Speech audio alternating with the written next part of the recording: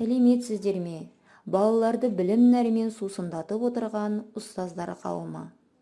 21 қыркүйектен басталатын қазақ тілі мен әдебиеті пәндерінің 10 күндігінің ашылу салтанатын тамашалауға шақырамын. Қазіргі еліміздің басына түскен ауыр індеттің салдарынан Қазақстанның білім беру жүйесі қашықтан өтіп жатқаны баршаңызға мәлім. Сонда да осындай қиыншылықтарға қарамастан жаңашылдықтың алдында жүретін ұстаздар қауымы биылғы оқу жылын ерекше форматта қашықтан бастап кетті. Қашықтан оқыту кезінде оқу үдерісіндегі барлық іс-шаралар да алуан түрлі платформалар арқылы өткізілуде. Біздің бірлестіктің де 10 күндігі Zoom, WhatsApp, күнделік, онлайн мектеп сынды платформалар арқылы өтеді. 10 күндікте тәжірибелі ұстаздармен бірге қатарымызға биыл қосылып отырған жас мамандар да өздерінің іс тәжірибелерін көрсетеді. Бірлестік мұғалімдері ашық сабақтар мен сыныптан тыс іс-шаралар өткізіп, елімізге танымал ақын Саят Қамшыгер мен кадет сыныптары онлайн кездесу ұйымдастырады. 10 күндік барысында оқушылардың білімдермен қатар мәнерлеп оқуын, өздері жазған өлеңдермен таныс боласыздар. Сонымен бірге 7-ші А кадет сыныбы мен виртуалды вернисажды аралауға шақырамыз. Ендігі сөз кезегі менің әріптестерімде.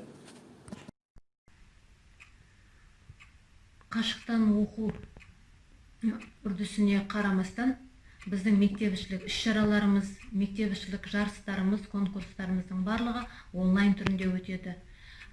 Өйткені оқу үрдісіне біз кедергі келтірмеуіміз керек, стандартты орындау біздің міндетіміз. Биыл мысал үшін бізде өтіп жатқан оқуларымыз, өтіп жатқан жарыстарымыз, қазір биыл міне Қазақстан Ассамблеясының 25 жылдығына арналған іс-шаралар өтіп жатыр. Оған да біздің оқушыларымыз онлайн түрінде қатысып жатыр. Қазіргі уақытта биылғы оқу жылын қазақ тілі мен әдебиеті пән бірлестігінің ұстаздары мектептің 10 күндік іс-шарасын өздері бастағалы отыр. Әрқашанда енді қазақ тілі пәндеріне ол мұғалімдерге түсетін салмақ ауыр. Сондықтан ауыр салмақты бұл кісілер бірінші рет бастап отыр. Бұлардың да онлайн сабақтары болады, онлайн кездесулері болады. Іс-шараларының барлығы да осы қашықтықтан онлайн түрде өтетін болады. Сондықтан қазақ тілі пәнінің мұғалімдеріне біз жол ашып көрсетіп жатқан тірліктеріне, сабақтарына, жұмыстарына толағай табыс тілеймін, сәттілік тілеймін. Сіздерден кейінгі көретін үлгі, насихат жұмыстары көп болады деп мен сіздерге сенемін, сәттілік тілеймін. Кадирбаева Алма Бақытқызы. Несіпбек Айтұлы, ана тілім. Ана тілім жүрегісің анамның, жүрек ана мен өзіңнен жаралдым, сағат сайын саулығыңды тілеймін, сенсіз мынау керегіне ғаламның. Сенің әрбір тынысыңмен күн кешем, сен арқылы тіршілікпен тілдесем, ел бетіне қалай түзу қараймын, ана тілім, егер сені білмесем. Сенің арқаң дүниеден сұрықсам, сенің арқаң жүзіп жүрсем тұнықтан.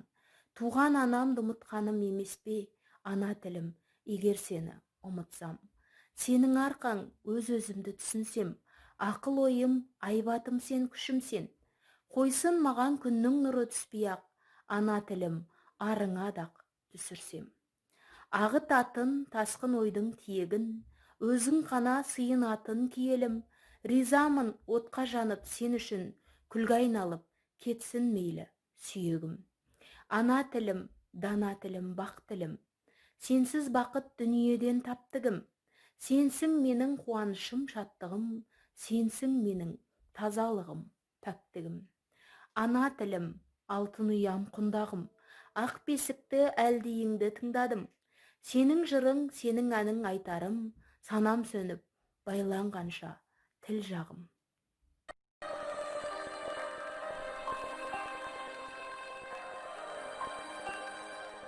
Бұл өлке біздің ауыл жайлаған жер, желіге асау қолын байлаған жер. Көзімне от жалындай көрінеді аяу, тебізіп құлынтайдай ойнаған жер-ау. Ей, ақау сабас, ұшырдым ұясынан балапан қазақ. Ей, ақау сабас, ұшырдым ұясынан балапан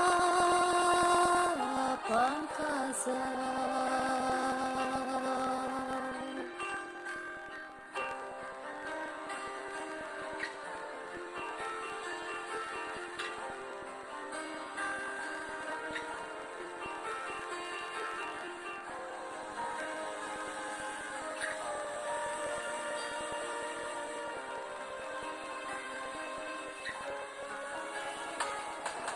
Бұл өлке біздің ауыл күзеген жер-ай,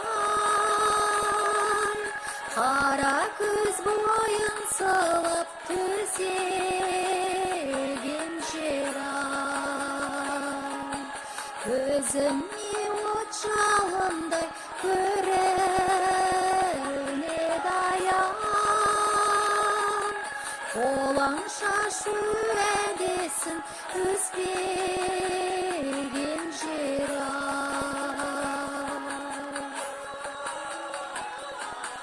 Ей, ақау сабас, ұшырдым ұясынан балапан қазақ.